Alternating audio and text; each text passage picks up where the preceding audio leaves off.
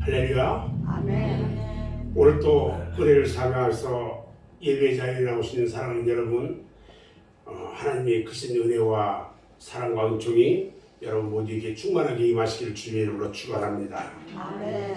오늘 하나님의 말씀은 요한계시록 2장 8절 말씀을 통해서 생명의 면류관 이런 제목을 함께 말씀을 나눌 때에 하나님의 놀라운 은혜가 임하시기를 바랍니다. 아멘. 여러분, 저를 보세요. 성경에는 몇 종류의 면류관이 있을까요? 성경에는 면류관이 총 19개의 면류관이 나와요. 그런데 천국에서 우리가 받을 면류관은 몇 개요? 12개예요. 그리고 이 세상에서 받을 면류관이 몇 개냐? 7개예요. 우리가 천국에서 받을 면류관의 이 종류를 보면은 보석 면류관이 있어요. 그리고 영화로운 면류관, 아름다운 면류관, 금면류관, 그 다음에 영광의 면류관, 생명의 면류관, 그리고 자랑의 면류관, 순금 면류관, 그리고 화려한 면류관, 정결한 면류관, 의의 면류관, 큰 금면류관, 이렇게 12개가 있어요. 그런데 우리가 이 세상에서 받는 면류관도 있어요. 그것은 예수님이 받으신 가시면류관이 있고요. 또 이 어진 여인들이 받는 지아비의 면류관이 있어요. 그리고 교만한 면류관도 있어요. 그리고 이 노인 양반들이 받는 그 노인의 면류관인데 손자들을 노인의 면류관이라고 해요. 그 다음에 썩을 면류관도 있어. 썩을 면류관. 그리고 왕후의 면류관. 그 다음에 지식 면류관. 이렇게 해서 7가지가 또 이 세상에서 받는 면류관이에요. 여러분, 면류관을 쓰고 싶으신가요? 면류관 쓰고 싶어요? 안 쓰고 싶어요? 쓰고 싶죠? 면류관은 그런데요, 아무나 쓰는 것이 아니에요. 왕이나 왕비가 쓰는 관이 면류관이에요. 왕이나 왕비가 쓰잖아요. 그게 면류관이에요. 그런데 세상에 썩어져 버릴 면류관이 아니라 하나님께서 우리에게 씌워주시는 영원히 썩지 않을 면류관, 그것은 참으로 귀하고 귀한 면류관이에요. 자, 여러분, 그 중에서 생명의 면류관이 있어요. 생명의 면류관이 뭘까요? 예수님께서 요한복음 10장 10절에서 양으로 생명을 얻게 하고 더 풍성히 얻게 하는 것이라 이렇게 말씀하셨어요. 이처럼 생명을 얻되 풍성하게 얻는 거예요. 생명을 얻되.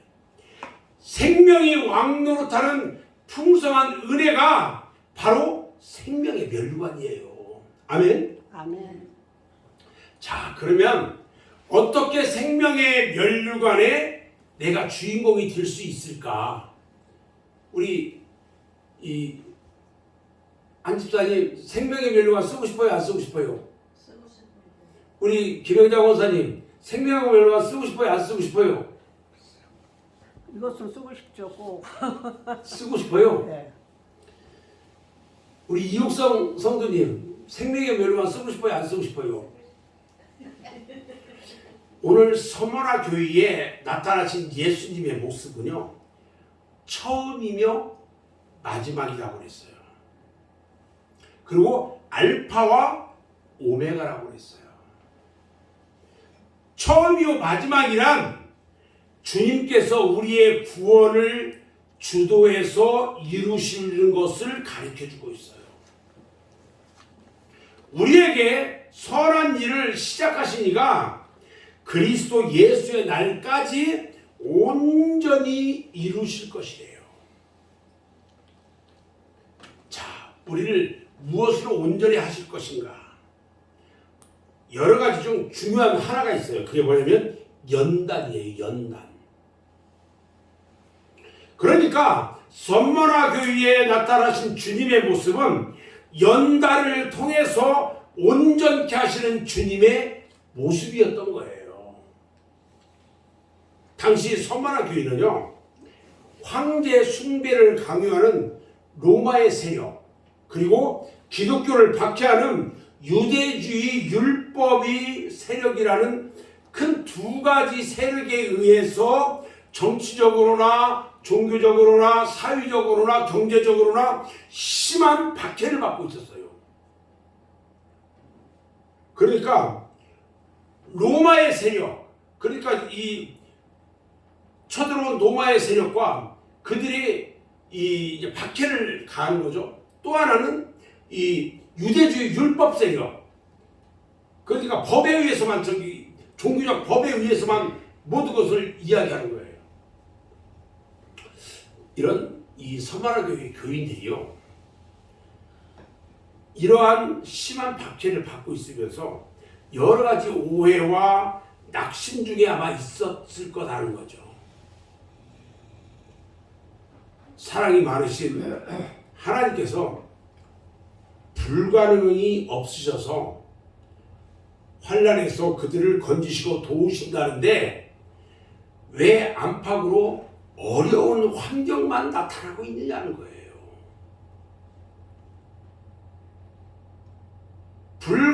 우리 이 하나님은 불가능함이 없다고 그랬거든요. 그런데 왜 환난 가운데서 건지고 도우셔야 되는데 왜 이렇게 어려움만 주시냐?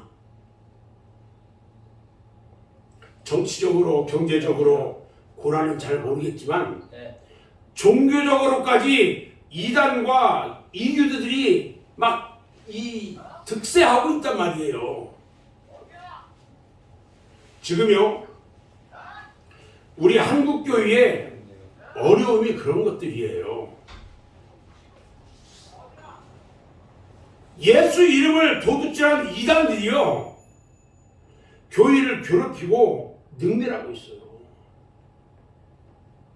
요즘 이 돌나라 교라고 또 생겼더라고요. 돌나라 교. 이 돌나라 교가 JMS 정명석이 밑에서 나온 교회예요. 또 자기들끼리 이 그룹 짜서 또 살아.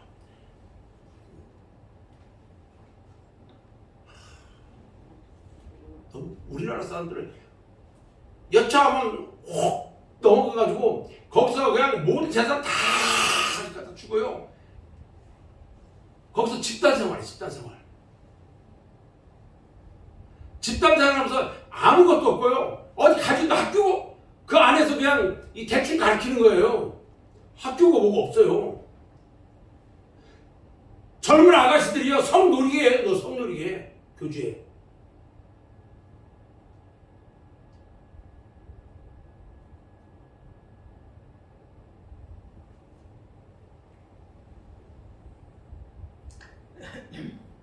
이것을 연단으로 알고 대처해야 돼요.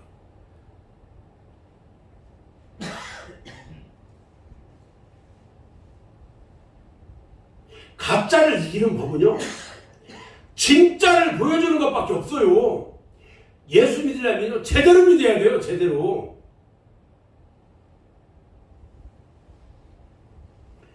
이제요, 다시 영적 부흥을 일으켜야 돼요. 우리에게 오는 환난은요, 성도들의 신앙의 성숙을 위해서 우리에게 주는 거예요. 나에게 환난이 오는 것은 영적 성숙함을 주기 위해서 우리에게 주는 거란 말이에요. 야고보서 1장 2절로 4절 말씀에 보면요, 네 형제들아, 너희가 여러 가지 시험을 만나거든 온전히 기쁘게 여겨라. 이는 너의 믿음의 시련이 인내를 만들어내는 줄 너희가 알미라. 인내를 온전히 이루라. 이는 너희를 온전하고 구비하여 조금도 부족함이 없게 하려 함이라. 이렇게 말씀합니다. 이처럼 우리에게요 연단이 필요한 이유는요 육신에 속한 상태에 있기 때문에 그렇다는 거예요. 이스라엘 백성들은요 우리 하나님께서 광야에서 연단하셨잖아요. 그런 것처럼 믿고 순종하고 하나님을 온전히 경외하는 그런 자가 되도록 연단하고 있다는 거예요. 완악한 인간의 모습, 그것을 깨뜨리는 데는 환난이 최고예요. 하나님 앞에 말도 안 듣고 지 맘대로 행동하는 그런 행동들, 환난을 받아봐야 그게 깨져요. 우리가 나에게 고난이 닥치면요, 우리 하나님 나 좀 살려주세요. 두 손 들 수밖에 없어요. 두 손 들어야지요. 그런데 기억해야 할 것이 있어요. 고난의 의미를 아는 거예요. 나에게 왜 이 고난이 왔는지 의미를 알아야 돼요. 동방의 의인이라고 하면 욥이 있는데 동방의 의인 욥이요 가장 고통스러웠던 것이 뭐냐면 자신이 당하는 환난의 의미를 알지 못한 거예요. 왜 내가 이 환난을 당하고 이 고민을 이 고생을 해야 되는지 생각해 보세요. 가장 그 지역에서 부자였던 그 욥이요 어느 날 사다리가 하나님께 왔어. 저 동방의 의인이라는 저 욥이 정말로 자기가 어려움 당하면 하나님을 배신하지 않을까요? 쉽게 얘기해서 이렇게 물어보니까 하나님께서는 아니야. 욥만은 절대 그렇지 않아. 내가 그 시험 한번 해봐도 돼요? 그게 사단이 오고 우리 하나님하고 둘이 얘기하는 거야.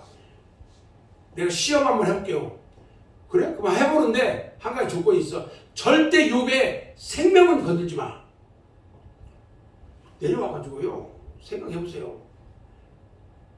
갑자기 그 많던 양과 소 뭐 이것들을 도둑놈들이 와서 뺏어가 버린 거.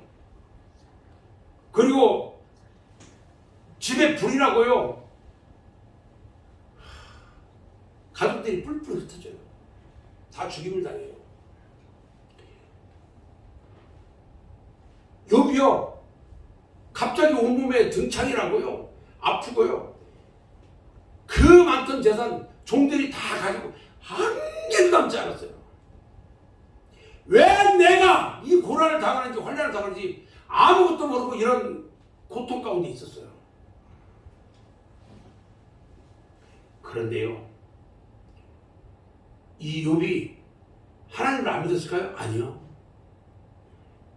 흠잡을 데 없을 만큼 잘 믿었어요. 그런데 하나님께서 그 욥의 영적 수준을 봤어요.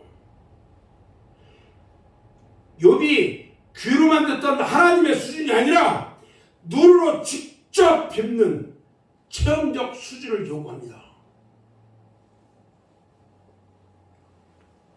아이들을 징계할 때도요. 여러분 반드시 매맞는 원인을 가르쳐줘야 돼요. 아이들한테 뭐라고 할 때도요. 분명히 왜 네가 야단을 맞는지를 원인을 분명히 가르쳐주고 야단을 쳐야 돼요.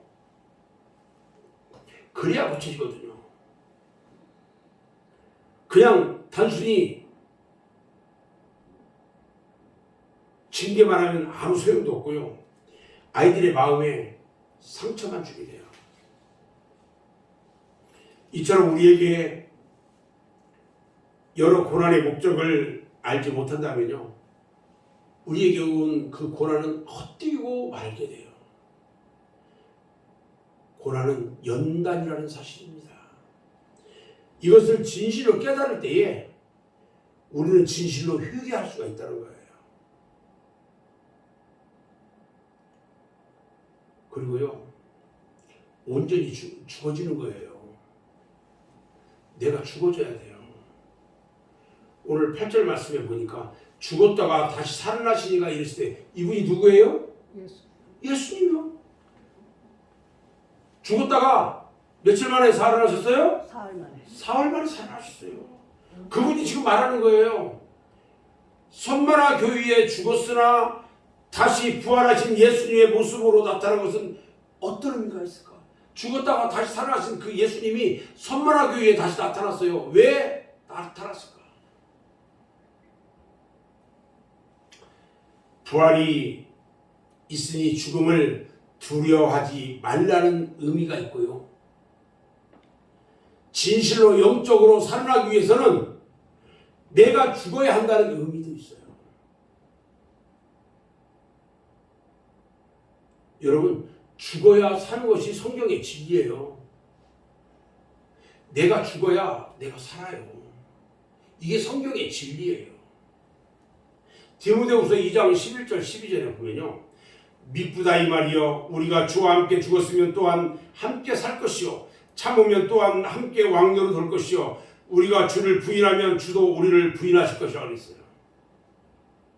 여러분 죽어야 사는 거예요. 아멘? 아멘. 그래서 철저히 죽을수록 좋은 거예요. 내려놓을 수가 있잖아요. 연단하시는 목적은요. 그 연단을 통해서 하나님 두려운 줄 알게 하시는 거예요. 하나님 두려운 줄 알고 말씀에 순종하게 하기 위한 거예요. 여러분 말씀에 순종해야 합니다. 아멘. 농부가요 소를 길들일 때 어떻게 길들이자면 우리 최수사님 잘 알 거예요. 처음에는 멍에를 벗어버리려고 이 소들이 길게 뜁니다. 그런데 결국에는 멍에를 메고 주인이 시키는 대로 순종해요. 근데 길들일 때 맨 먼저 뭘 하냐? 소 콧대를 확 뚫어버려요. 그냥 이 빼쪽은 저기 나무로 콧대를 확 구멍 이 안으로 구멍 뚫어가지고 이 콧대를 해요. 콧대가 뚫리면 아프잖아요. 땡기면 말 들을까요? 안 들을까요? 그리고 멍에를 딱 하면 멍에를 이 등에 등 쪽에서 고기 쪽으로 딱 내리면 고개 딱 내리잖아요. 겸손하게 주인의 말을 그때 듣게 되는 거예요. 그냥 말씀 듣고요. 순순히 순종하고 복종하면 좋겠지만 그리고 변화되면 좋겠지만 순종하지 않으니까 환경 속에서 강력한 방법으로 순종시키는 거예요. 우리도 우리 주님께서요. 우리를 순종하고 복종하게 하신단 말이에요. 예수님을 죽음의 십자가에 넘기신 아버지께서 우리도요. 죽음에 넘기시길 원한다는 거예요. 내가 죽어야 내가 살게 해주는 거예요. 아멘? 아멘. 그러나 다른 것은요. 예수님의 죽으심은 죄인을 위한 대속의 죽으심이고요. 육체가 십자가에 못 박히는 그런 죽음이었지만 우리들의 죽음은요. 대부분 어떤 죽음이냐면 회개와 믿음과 순종과 겸손과 경외함을 의미하는 신앙적인 죽음이에요. 이 죽음은 소극적으로는 죄에 대한 죽어짐이고요. 적극적으로 봤을 때는 하나님을 경외하되 죽도록 충성하며 나가는 그런 죽음이라는 거죠. 여러분, 우리는 생명의 면류관을 받고 있어서 내가 죽어줘야 돼요. 아멘. 아멘. 저는 오늘 말씀을 이제 정리를 간단히 할 겁니다. 예수님은 십자가에 달리셔서 죽으셨다가 사흘 만에 다시 부활하신 생명의 주님이세요. 이처럼 생명의 면류관은요. 진정으로 내가 죽어서 순종하고 복종하고 충성하는 자에게 주신단 말이에요. 순종하고 복종하고 충성하는 자에게 주시는 게 무슨 면류관? 생명의 면류관. 지금도 우리를 연단하고 계시는 하나님의 손길을 믿어야 돼요. 아멘. 아멘. 우리 모두가 자신의 환경을 불평하지 마세요. 하나님을 두려워하는 가운데 거룩함을 온전히 이루어서 하나님의 참 자녀이고 생명의 멸류관을 받는 사랑하는 여러분 모두가 되시기를 주님의 이름으로 축원합니다. 함께 기도하겠습니다.